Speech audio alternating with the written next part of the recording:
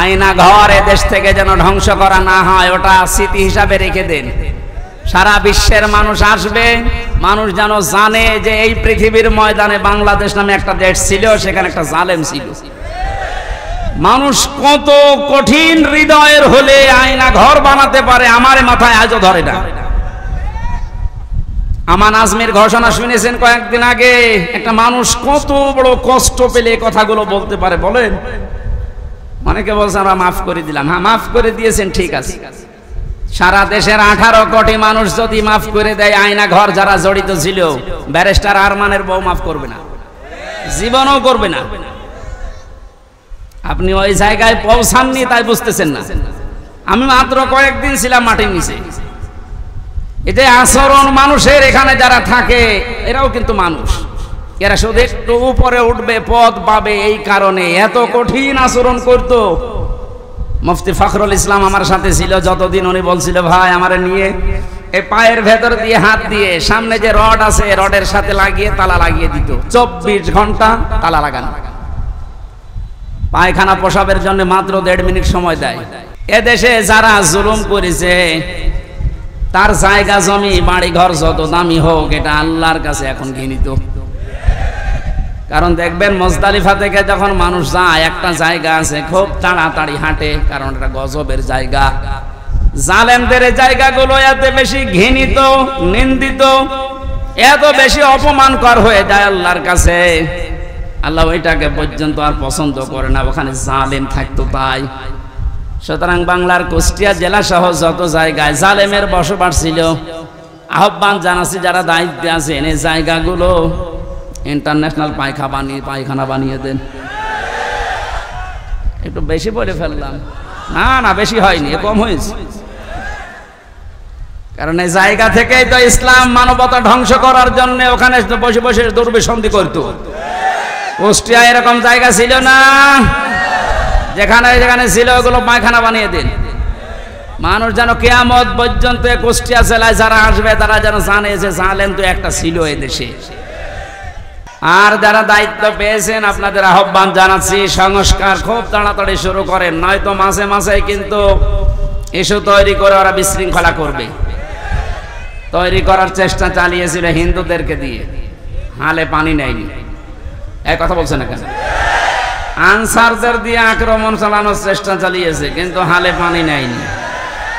দেশের মানুষ বুঝে ফেলেছে 42,000 আনসার নিয়োগ হয়েছে কয়েক বছরে, তার ভেতরে 35,000 গোপালগঞ্জের। 42,000-এর 35,000 যদি হয় গোপালগঞ্জে, তা আমরা কি ঘাস কাটছি? এই জন্য বৈষম্য বিরোধী আন্দোলনে যে কথাগুলো ছিল, যে দফাগুলো ছিল, সবগুলোর সাথে আমরা একমত। বিশেষ করে শেষ কথা, যেটা শেষ দফা, এক দফা এসেছিল যে আমরা জালেমের পদত্যাগ চাই। আল্লাহ এই দাবির সাথে আল্লাহ নিজেও ছিলেন। আমার তো মনে হয় শুধু ছাত্ররা না, এদের সাথে আল্লাহ আবাবিল পাঠিয়েছিলেন। আল্লাহ রাব্বুল আলামিন যেহেতু সব কিছু সংস্কার চলছে খুব তাড়াতাড়ি, যেন এই 1634 জন যারা বসেছিলেন অধিকাংশই পালিয়েছে, বাকি একটাও যেন না থাকে, যারা এতদিন পর্যন্ত বৈষম্যের শিকার হয়েছে, তারা যেন এখন এই চেয়ারগুলোতে বসে।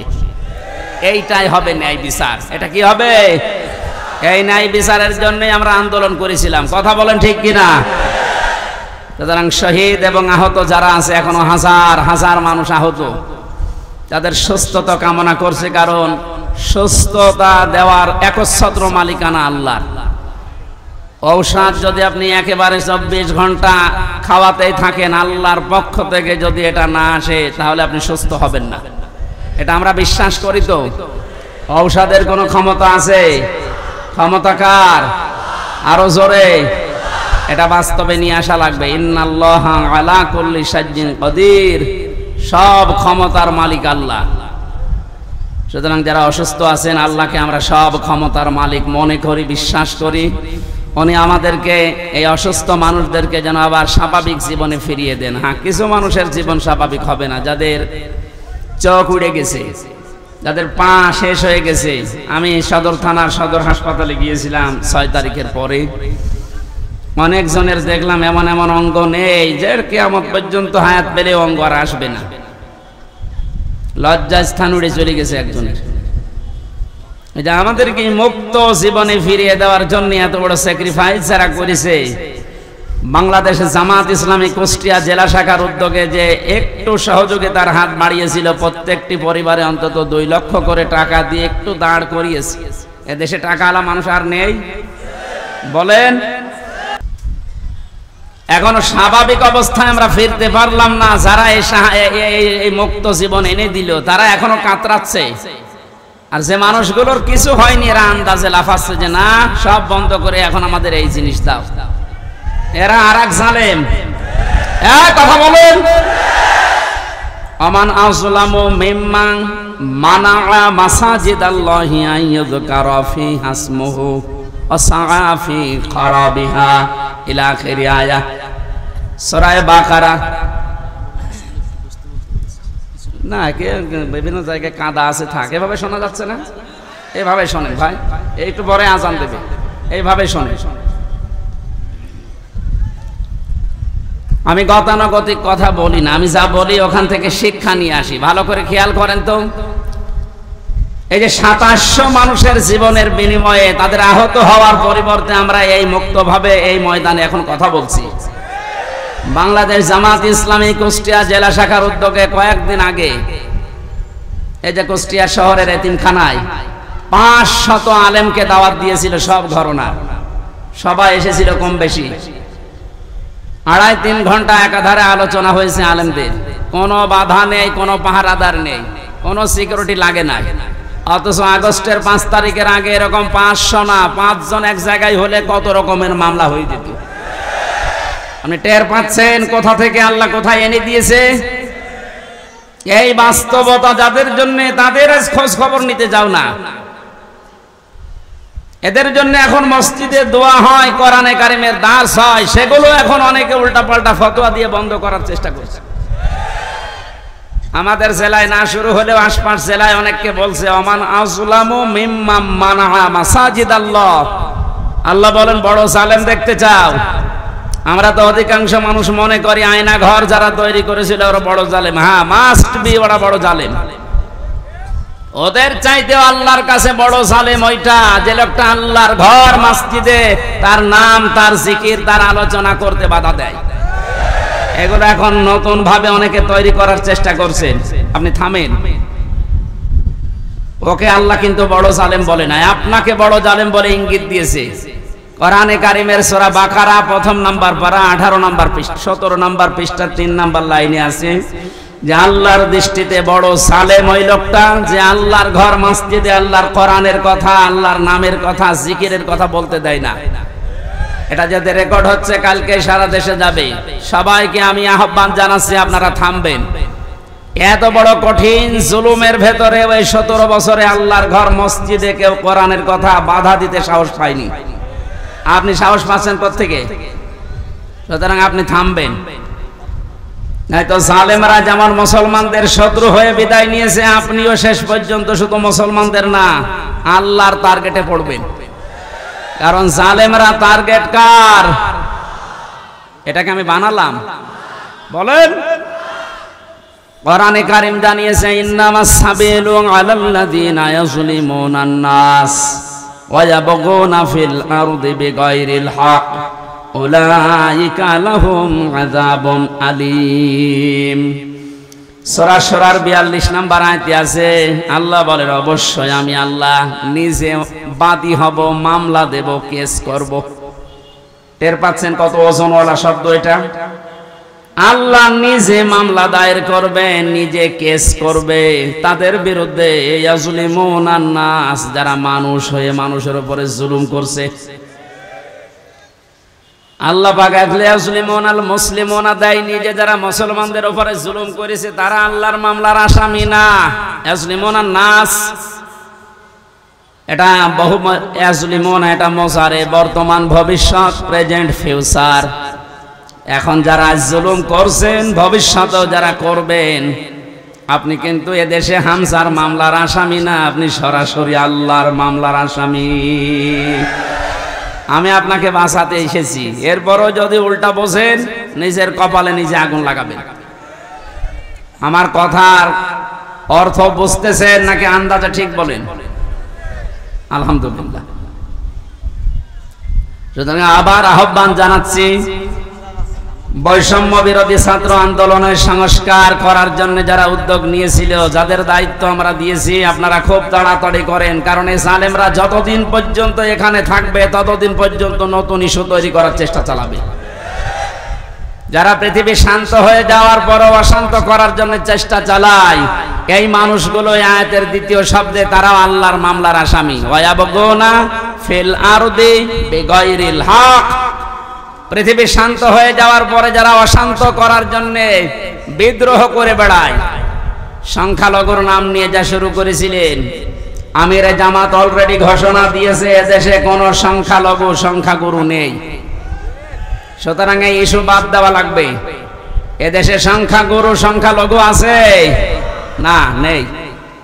এদেশে যে জন্ম নিয়েছে সেই এদেশের বৈধ নাগরিক। আমি আমির হামজা ৯৬% মুসলমানদের ভেতরে যেমন অধিকার পাবো, একজন হিন্দু ৪ তাতে কি সে একই অধিকার পাবে? এক কথা বলছেন। এটা যখন বুঝে ফেলেছে, দেখছে না এ তো হালে পানি নেয় না, ওটা বাদ দিয়েছে। এরপরে নামিয়েছে ডাক্তারদের, ওটাও পারে নামিয়েছে আনসারদের। ওটাও যখন পারে না, আমার মনে হয় ওদের যা চরিত্র, কিছুদিন পরে গলন্দ ঘাটের এই বেশ্যাদের নামাবে। খুব সাবধান থাকা লাগবে। আমি একটু খোলামেলা বলে ফেললাম, কারণ চরিত্র ওদের ওই রকমই, ওদের যা চরিত্র ওই রকমই। ঈমান যাদের ভেতরে আছে তারা 3টা কাজ কখনো করতে পারে না, এটা কোরআনে কারীম জানিয়েছে। সূরা ফুরকানের ভেতরে আছে 19 নম্বর পারার 4 নম্বর পৃষ্ঠা 14 নম্বর লাইনে। আপনি বাড়িতে যে তাফসীর মিলিয়ে দেখবেন, ঈমান যাদের আছে কয়টা কাজ করতে পারে না? আরো জোরে। এই 3টা কাজ যদি করে ফেলে তাদের শাস্তি আল্লাহ দেবেন ডবল। এই এখানে গল্প বন্ধ করো, একেবারে নড়াচড়াও বন্ধ। ওয়াল্লাযীনা লা ইয়াদউনা মা'আল্লাহি ইলাহান আখার। আল্লাহ পাক বলেন, ঈমান যাদের আছে এই পৃথিবীতে তারা আল্লাহ বাদে অন্য কাউকে ডাকতে পারে না।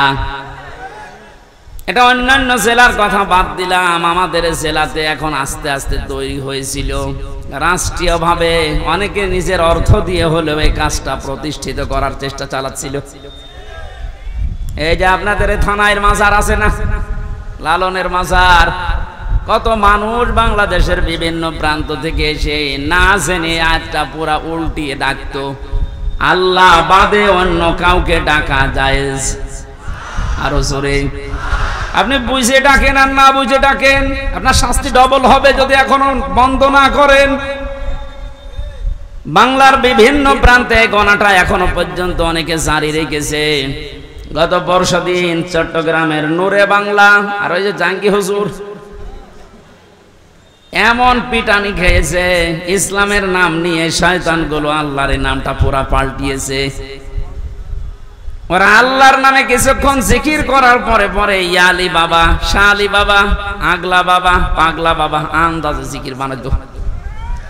তাহলে কোরআনের আয়াত অনুযায়ী আল্লাহর পাশাপাশি অন্য কাউকেও যারা ডাকে তাদের শাস্তি হবে ডবল। আরো জোরে। কি সুন্দরভাবে মিলিয়েছে দেখেছেন।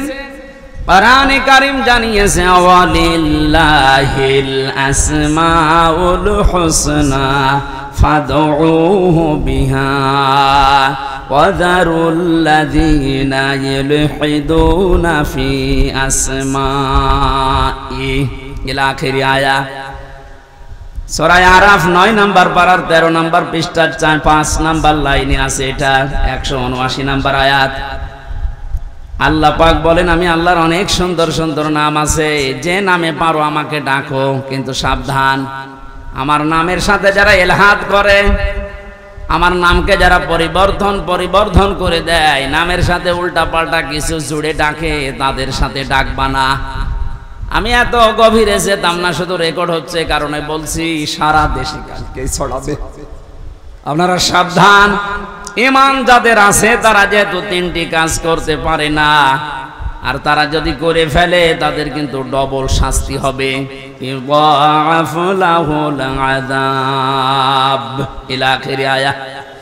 আল্লাহ পাক বলেন তাদের শাস্তি আমি ডবল দেব। এক নাম্বারের গোনা পেলাম যারা আল্লাহর সাথে অন্য কাউকে ডাকে। দুই নাম্বারে ওয়াল্লাযীনা লা ইয়াদউনা মা'আল্লাহি ইলাহান আখারা, আল্লাহর সাথে যারা অন্য কাউকে ডাকছেন এখনই আপনি থেমে যাবেন। দুই নাম্বারে এই পৃথিবীর ময়দানে কোনো মানুষ যেন জিনা না করে। কি না করে? এটা ছিল না? আপনি দরবেশের দিকে তাকিয়েছেন, এত বড় বড় দাড়ি, আরে শেষের জীবনটা যেগুলো দেখলাম যদি সত্য হয় উনি পুরাটা জেনায় ছিলেন। কারণ যে স্বামীর কাছ থেকে তার স্ত্রীকে কেড়ে জোর করে বিয়ে করেছে ও আসল স্বামী তো এখনো তালাকি দেয়নি।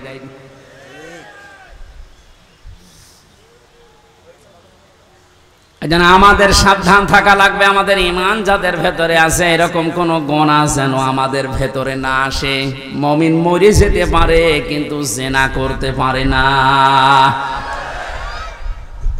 শুধুমাত্র লজ্জা স্থানের জেনাটা জেনা না, হাতের জেনা আছে, মুখের জেনা আছে। হাতের জেনা কি? কোন বেগানা মহিলাকে আপনি হাত দিয়ে যদি স্পর্শ করেন জেনা করার গুনাহ হবে। চোখ দিয়ে যদি ওই রকম নিয়তে দেখেন তাহলে জেনা করার গুনাহ হবে। অন্তরে যদি ওরকম কোন ধারণা নিয়ে আসেন জেনা করার গুনাহ হবে। জেনা করলে শাস্তি কয়টা বললাম? ডবল। বলেন আরো জোরে বলেন। আমরা যেন মেনে নিতে পারি এরকম মন মানসিকতা আল্লাহ আমাদের দান করুন। বলেন আমিন। আমি আবার বলছি শেষ কথা, বৈষম্য বিরোধী আন্দোলনে যে সমস্ত দফাগুলো ছিল সংস্কার করার জন্য, এটা রেকর্ড হচ্ছে বলে বারবার বলছি, যারা আছেন তাড়াতাড়ি করেন, নয়তো এরকম কুলু আবার তৈরি করবে। প্রধান বিচারপতিকে দিয়ে একবার চেষ্টা চালিয়েছিল, ছাত্রদের জন্য পারে নাই। আমার তো এই যে 8টা 9টা ইস্যু তৈরি করার যা শুরু করেছিল বিদ্রোহ, আমি দেখলাম সবগুলোই আল্লাহ নিজে যেন হ্যান্ডেলিং করছে। সুতরাং যখন কাজ হচ্ছে না আপনারাও থামেন। জালেম তো বিদায় নিয়েছে।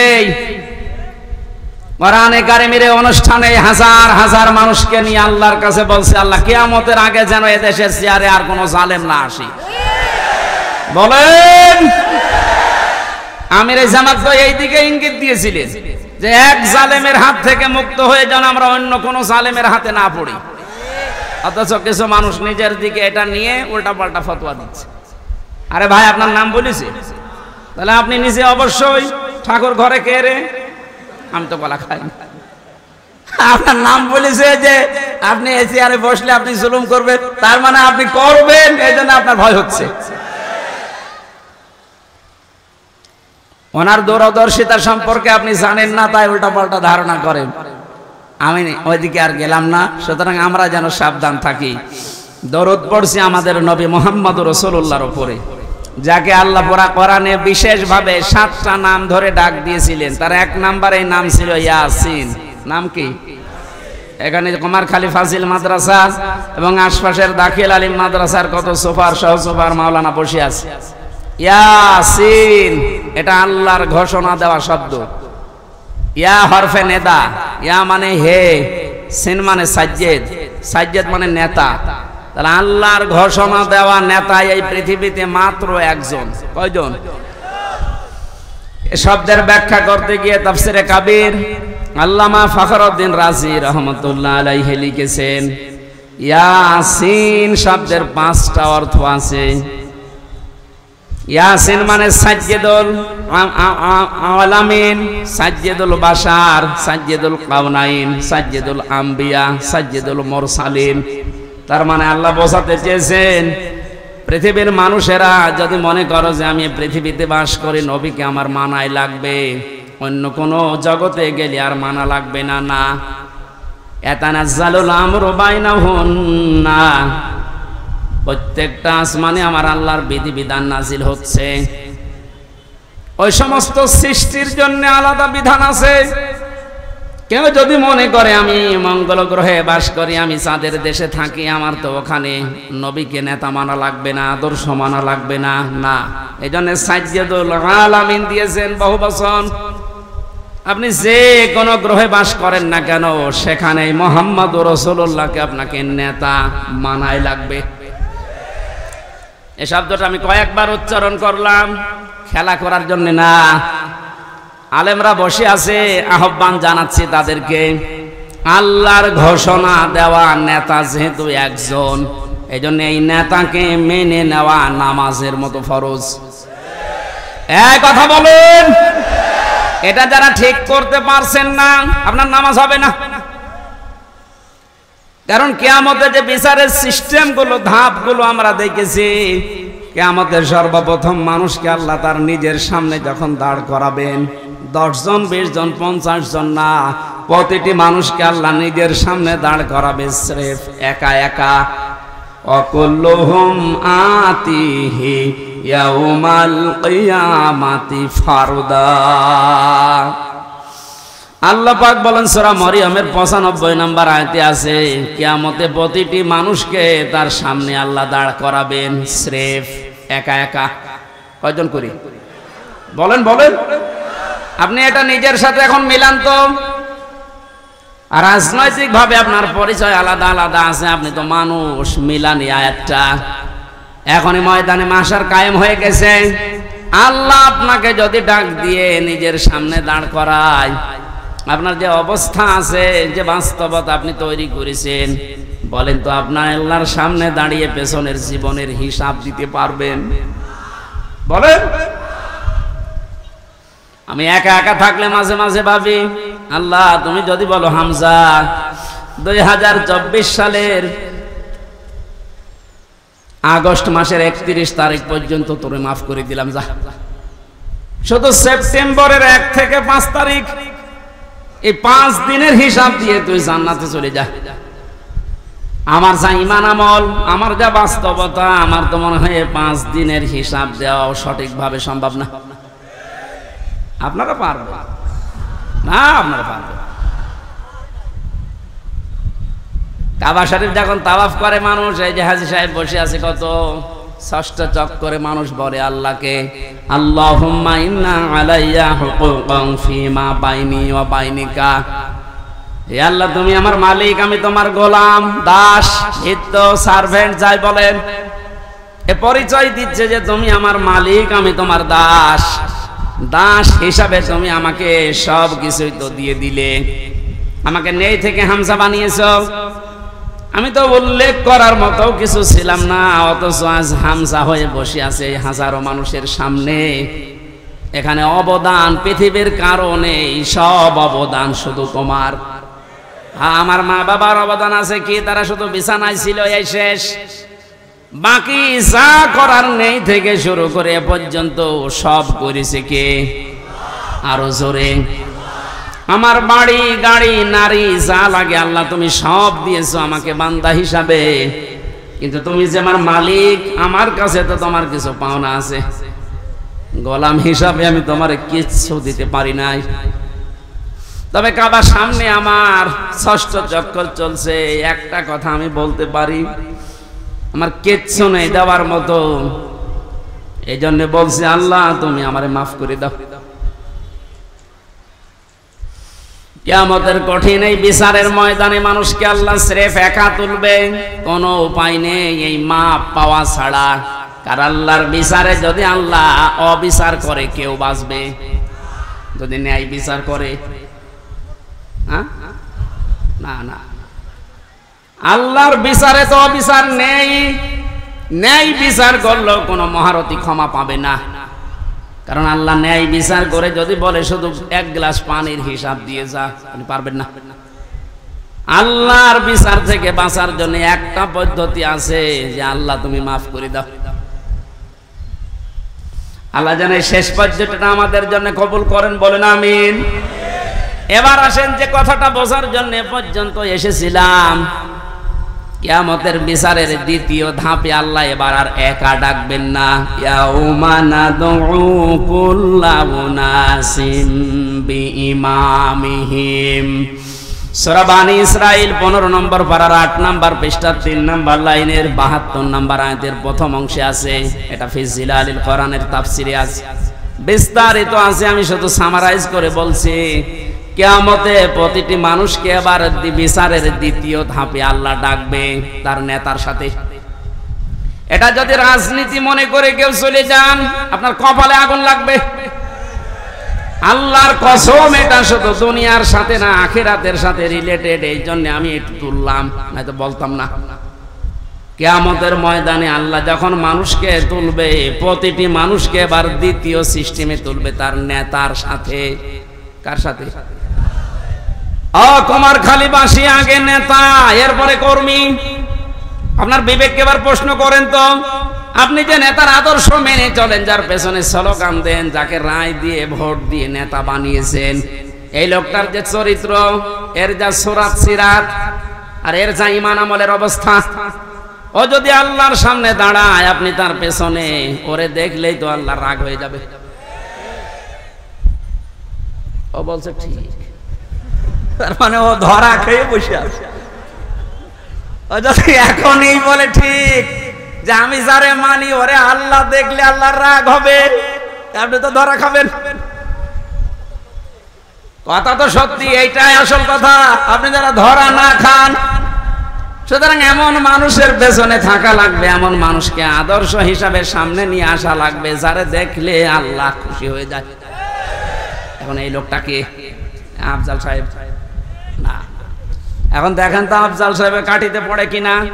সূরা নিসা 5 নম্বর পারা 6 নম্বর পৃষ্ঠা 9 নম্বর লাইনের 59 নম্বর আয়াতের প্রথম অংশে আছে, ইয়া আইয়ুহাল্লাযীনা আমানু আতিউল্লাহা ওয়া আতিউর রাসূলা ওয়া উলিল আমরি মিনকুম। আল্লাহ ইমানদারকে ডাক দিয়েছেন, ইমানের দাবি করো, তে পূরণ করবা না। তোমাদের দাবি হচ্ছে তোমরা আল্লাহর ইতাআত করো, রাসূলের আনুগত্য করো, আর উলিল আমর তোমাদের ভেতরে যারা নেতৃত্ব দেয় এদের মেনে চলো। কুষ্টিয়াবাসী, বাংলাদেশের 64 জেলার ভেতরে এই কুষ্টিয়াকে আমি বেশি ভালোবাসি, কারণ এই জেলাটা আমার। আমি চাই আপনারা বাঁচেন, বেঁচে থাকেন, যেন জাহান্নামী হয়ে না যান। এই যে আতিউ, এটা কিন্তু ভার্ব, এটা ফেল, এটা ক্রিয়া। এই শব্দটা আল্লাহ নিজের নামে, রাসূলের নামে দিয়েছেন, উলিল আমরের আগে দেননি।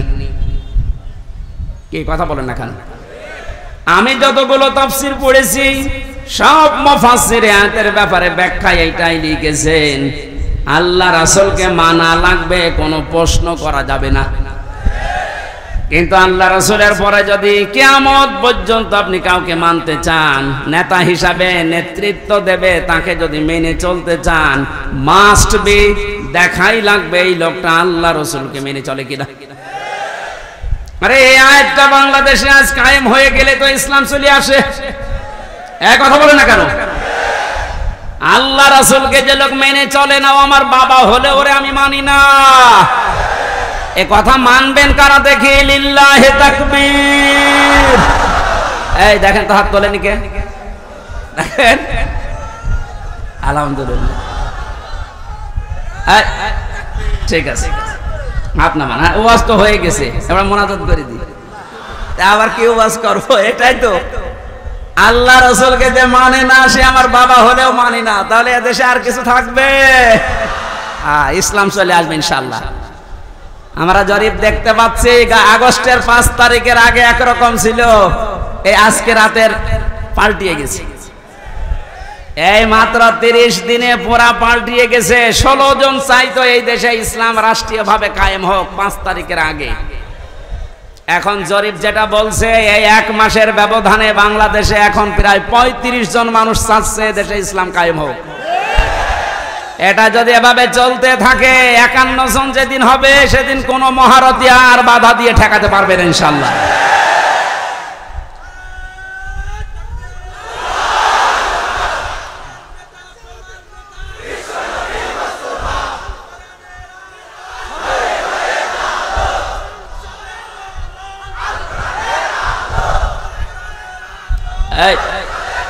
একটু কথা বলতে দেন। কয়েকদিন আগে সিরাজগঞ্জে ছিলাম, একটা আমি দোকানে ঔষধ নেওয়ার জন্য, আমার মুখ বাঁধা ছিল, বসে আছি। একটা লোককে বলছে, ভাই যে আমির হামজা আসতেছে, ওয়াজ শুনতে যাবেন না? উনি জবাব দিয়েছে, ওয়াজ কি শুনতে যাব, গেলে তো রাজনীতি হবে। চিন্তা করেন তো, ওর মন মানসিকতা কোন দিকে।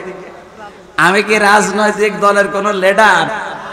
এই বলেন, আমি কি ঘোষণা দিয়েছি যে আমি ভোটে দাঁড়াবো? আপনার এত ভয় কেন? রাজনীতি এটা কোরআনের একটা অংশ।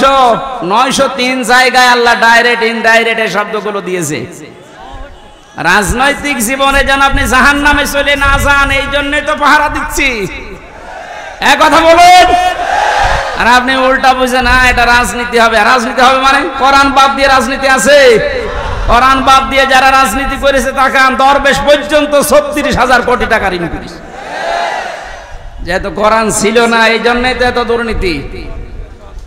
কোন জায়গায় যেন এই দুর্নীতি আর ফিরে আসতে না পারে। আল্লাহ রাব্বুল আলামিন নবীকে ডাক দিয়েছিলেন কয়টা নাম ধরে? 7টা। কয়টা?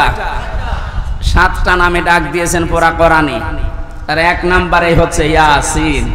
সুতরাং আপনি যদি পৃথিবীর কোন জায়গায় বাস করেন, আপনাকে নেতা হিসাবে, আদর্শ হিসাবে মানা লাগবে মুহাম্মদুর রাসূলুল্লাহকে। যদি বলেন না আমি পৃথিবীতে থাকি না, আমি থাকি মঙ্গল গ্রহে, ওইটা কার? বলেন বলেন। এই জন্য মুফাসসির দিয়েছেন সাইয়্যিদুল আলামিন। বহু বছর যেখানেই থাকেন সেখানেই নবীকে মানা লাগবে কিয়ামত পর্যন্ত।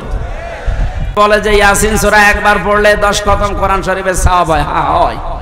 এর ভেতরে যে 83টা শিক্ষা আছে, আপনি তো একটাও মানেন না, কিসের সওয়াব হবে আপনার? এর প্রথম শিক্ষা এইটা যে ইয়াসিন আল্লাহর ঘোষণা দেওয়া নেতা। কয়জন? নেতা নেতা বারবার বলছে, মানে রাজনীতি মনে করছেন? এটা যদি রাজনীতি হয়, এইটাই রাজনীতি। বলেন বলেন। মুহাম্মদুর রাসূলুল্লাহ যতদিন পর্যন্ত খাবারের এই ছড়িকে আবু জেহেলের মাথা থেকে আবু বকরের মাথায় নিয়ে আসতে না পেরেছেন, ততদিন তিনি মানুষের মুখে হাসি ফোটাতে পারেননি। খাবার তো একই ছিল, খাবার একই ছিল না, শুধু ঝড়িটা আবু জেহেলের মাথা থেকে নামিয়ে আবু বকরের মাথায় তুলে দিয়েছিলেন, হযরত ওমরের মাথায় তুলে দিয়েছিলেন। সিস্টেম একই ছিল, মানুষও এক, খালি পাল্টিয়েছে ঝড়িটা। ওর জামানায় থাকতে মানুষ না খেয়ে মরিছে, আর হযরত আবু বকর ওমরের জামানায় এসে মানুষ না খেয়ে মরিছে। আমরা তো এইটাই চাই কোরআন দিয়ে। কথা বলেন না কেন? আল্লাহ ঘৃণিত করে দেন যে মানুষগুলো সীমা ছাড়িয়ে যায়, তাদের বসবাসের জায়গা পর্যন্ত আল্লাহর কাছে ঘৃণিত। এটার বাস্তব প্রমাণ হচ্ছে আবু জেহেলের বাড়ি। কাবা শরীফ তাওয়াফ করার পরে আমি যখন উপরে গেলাম, দেখলাম আমার পেটে ব্যথা করছে। পুলিশকে ডাক দিয়ে বললাম, ভাই এতক্ষণ তো ভালোই ছিলাম, এখন পেটে ব্যথা করছে মানে? পুলিশ তার আমার ভাষা বোঝে না।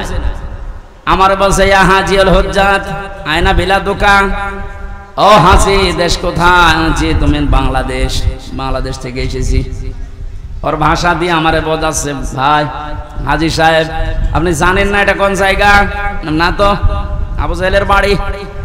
আপনি এখনো পায়খানা না করে দাঁড়িয়ে আছেন, তাড়াতাড়ি করেন। সত্যি কথা বলছে, পায়খানা করে দেখি পেটের যে ব্যথা ছিল সব ভালো হয়ে গেছে। আল্লাহ আমাকে জানাতে চেয়েছে, হামজা 4.5 লাখ টাকা খরচ করে আসলে ওই সময় 16 সালে, এখনো পায়খানা না করে দাঁড়িয়ে আছো, তাড়াতাড়ি করো। ওর বাড়ি পর্যন্ত আল্লাহ এত ঘৃণিত, এত নিন্দিত বানিয়েছে। জায়গাটা কিন্তু দামি জায়গা, কাবার পাশেই। এমনকি নবীজির বাড়ি ওর বাড়ি থেকে, কাবার থেকে আরো দূরে ছিল, কারণ কাবার পাশে আবু জেহেলের বাড়ি, এরপরে নবীর বাড়ি। কাবার পাশে যতগুলো জমি জায়গার দাম বেশি না কম? বলেন।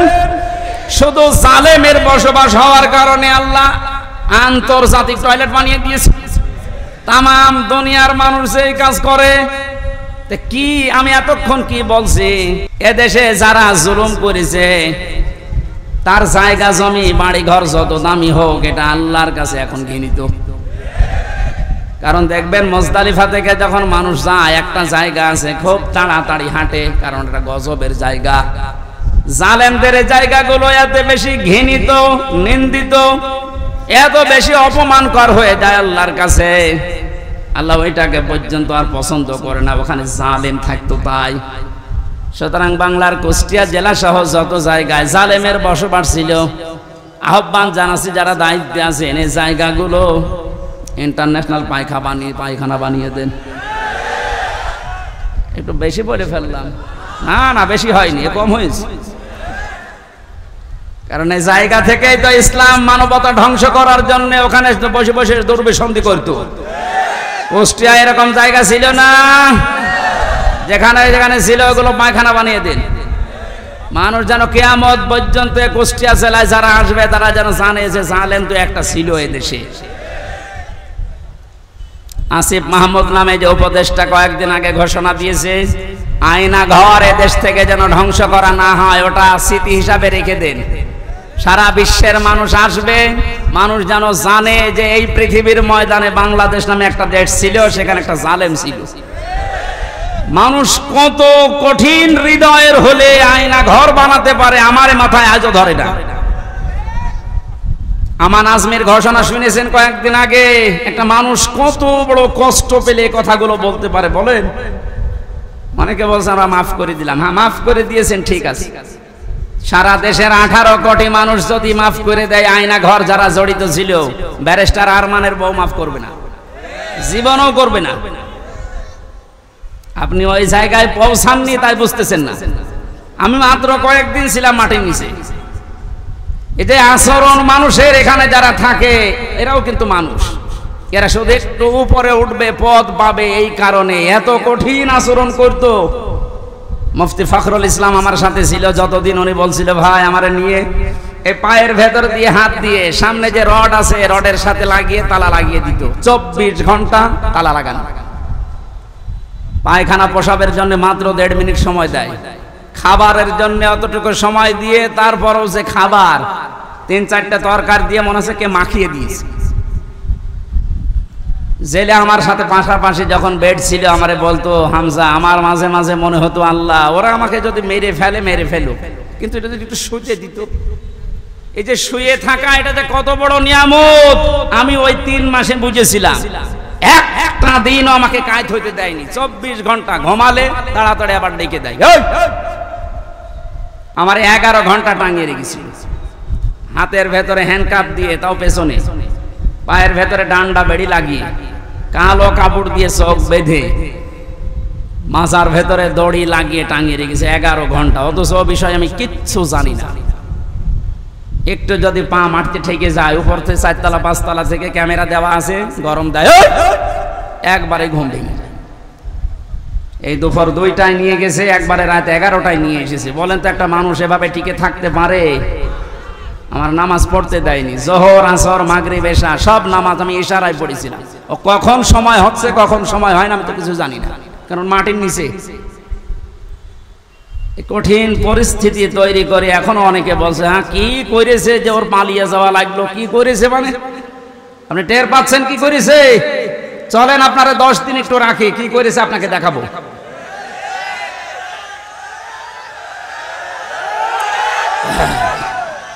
এই জন্যই তো জালেমের বিরুদ্ধে হামজার মামলা না, মামলা কার বলেন? সুতরাং এর জালেমেরা এরা কিন্তু টার্গেট হামজার না, এ টার্গেট আল্লাহর। এই জন্য তো এত ভয়। যেদিন আমার রায় দিয়ে পুরা মামলা ঢিসমিস করে দিয়েছে, ওই দিন আমি মামলার আয়োগকে কল দিয়েছিলাম। এতদিন ওরে আমি স্যার বলতাম, এখন দেখি উল্টা করে আমারে স্যার বলছে। কি হয়েছে? হুজুর মাফ করে দেন। মাফ করে দেন মানে আমারে ধরার পর আমার বাবার কাছ থেকে বলেছিলেন যে আর মামলা দেব না, 50 লাখ 10 লাখ টাকা দেন। আমার বাবা তো গ্রাম্য মানুষ, সঙ্গে সঙ্গে 8 লাখ টাকা দিয়েছে। ওই টাকাটা ফেরত দেন। আপনি মাফ চাচ্ছেন, টাকাটা আগে ফেরত দিয়ে যান, তারপরে মাফ হবে। এই কাউন্টার টেররিজমের যেই কয়টা দায়িত্বশীল ছিল এগুলো মানুষের মধ্যে পড়ে না, এগুলো জানোয়ারের চাইতেও খারাপ। আমি নাম ধরেই বলছি, এই মনিরুল, এই আসাদুজ্জামান, ডিসি মান্নান, হারন তো 3 ইঞ্চি, ওর নাম মুখে উচ্চারণ করাও ঠিক না। এই শয়তান এত উপরে উপরে দেখাতো, রিমান্ডে এসে মনে হতো তো ফেরেশতা, অথচ ভেতরে ভেতরে যে আলেমদের এত বড় ক্ষতি করিস। ওই যে ছোট হুজুর যেটা মাদানি, ও আমার সাথে প্রথমে দই মারছিল, আমার বলছে হামজা ভাই আমারে নিয়ে গেল রাত 12:30টার দিকে হাতের ছিলে পোড়া উলঙ্গ করেছে আমার হাতে সিগারেট ধরিয়ে দিয়েছে, আর দুই পাশে ব্যারিকেড দিয়ে কেন কোনো গাড়ি আসতে না পারে। একটা অর্ধ উলঙ্গ মেয়ে লোক কোথা থেকে নিয়ে এসে আমার পাশে দাঁড় করিয়েছে, ছবি তুলতেছে যে এটা সকালে ছেড়ে দেব, মানুষ বুঝবে দেশে যে হুজুর কত খারাপ। ও ছোট মানুষ, তো বয়স আমার সেম আমার 32 ও 30। ওই সময় হাউ মাউ করে কাঁদছিল ওই ফাঁসির কন্টেম সেলের ভেতরে। আমারে বলছে হামজা আমি তো একেবারে অসহায়, যে কেউ নেই। বললাম এক এসআই কে ডেকে, ভাই আপনারা যা করছেন এটাকে হারুন স্যার জানে না মানে উনি তো করছে। মজলুম অবস্থার দোয়া কবুল হয় আমার বিশ্বাস আছে। মন থেকে বড় দোয়া করলাম, আমার যা যা ওরা দেখেছে, আল্লাহ আমার সাথে যারা জড়িত এদেরকে তুমি ওইভাবে অপমান করি। আল্লাহ করায়নি। হারুনের রাস্তায় বের হওয়ার আর সম্ভাবনা আছে? ওর নাম এখন মানুষ হারুন ভুলে গেছে, ওর নাম এখন 3 ইঞ্চি। মহিলারা পর্যন্ত জিকির করছে 3 ইঞ্চি 3 ইঞ্চি। কত অপমান করবে আল্লাহ বলে। সেদিন কুষ্টিয়ার জেলা আমির অধ্যাপক আবুল হাশেম সাহেব একটা আয়াতের ব্যাখ্যা করছিলেন আলেমদের সমাবেশ। অনেক জালেমরা মনে করেছিল চেয়ারে ছিলাম এমন হয় আল্লাহ আমাদের ভালোবেসেই দিয়েছে। আমারে কুষ্টিয়ার সদর থানায় যেদিন সে 11 সালে প্রথম গ্রেপ্তার করে, আমি সুদের বিরুদ্ধে বলেছিলাম, এই আমার অপরাধ ছিল। আমারে শিবির করে, শিবিরের ক্যাডার রক কাটি বেড়ায় আন্দাজে। এগুলো নিয়ে যখন নিয়ে গেল আমারে বলছে ওসি সাহেব, ওই সময় আসাদুজ্জামান নামে এক ওসি ছিল, গোপালগঞ্জে বাড়ি। আমারে বলছে হুজুর কুলিল্লাহুম্মা মালিকাল মুলকে তুতিল মুলকা মান তাশা, এই আয়াতের অর্থ বলেন তো। বললাম আল্লাহ যারে চায় তারে ক্ষমতা দেয়, যারে চায় নামিয়ে দেয়। আমারে বলছে এটা আপনি মানেন তো? মানে না মানে? হাসিনা যে এখন আছে এটা আল্লাহ জায়গা মতো হাত দিয়েছে। শয়তান যাতে মাতাল হলো তার ঠিক আছে, কোন দিকে নিয়ে গেছে দিয়েছেন। কথা শেষ করার পরে আমি যেটা এখান থেকে বের করতে পারি, ওনারা বোঝাতে চায় যে আল্লাহ আমাদেরকে দয়া করে, মায়া করে, মহব্বত করে, ভালোবেসে এই চেয়ারে রেখেছে। আমরা যা করছি এ কোনো অসুবিধা নেই, আল্লাহ আমাদেরকে। কথা বলে না কেন? সূরা আলে ইমরান 4 নম্বর পারার 12 নম্বর পৃষ্ঠার 7 নম্বর লাইনের 178 নম্বর আয়াতে আছে, ওয়ালা ইয়াহসাবান্নাল্লাযীনা কাফারু আন্নামা নুমলি লাহুম খায়রুল লিআনফুসিহিম ইন্নামা নুমলি লাহুম লিয়াজদাদু ইসমা ওয়ালাহুম আযাবুম মুহিন। ঠিক আছে, আল্লাহ পাক বলেন কাফেরেরা ধারণা করে যে ক্ষমতার চেয়ারে বিত্ত বৈভব, টাকা পয়সা, অর্থ সম্পদ আল্লাহ আমাদেরকে দিয়েছে ভালোবেসে মহব্বত করে। আল্লাহ পাক বলেন না, এগুলো এদেরকে দিয়েছি এদের পাপ যেন পরিপূর্ণ হয়ে যায়। পরিপূর্ণ হয়েছে না হয়নি? হয়েছে বলে আল্লাহ আয়াতের শেষে দিয়েছেন লাহুম আযাবুম মুহিন, তাদের জন্য আমি অপমানজনক শাস্তির ব্যবস্থা করে রেখেছি। এদেশে আলেমদের বিরুদ্ধে যারা সোচ্চার ছিল সবচাইতে বেশি, এই কালামানিক এত বড় অপমান আল্লাহ করেছে, ওর বিসি পর্যন্ত আউট করে দিয়েছে। একটা অংশ থেকে যেন ডাবিং করে বলছে ওরা আমার বিসিতে মারলো কেন? আর কি অপমান হবেন আপনি? তো এখন যে অবস্থায় আছে আমার মনে হয় ওর মরে যাওয়া ভালো। কথা বলেন।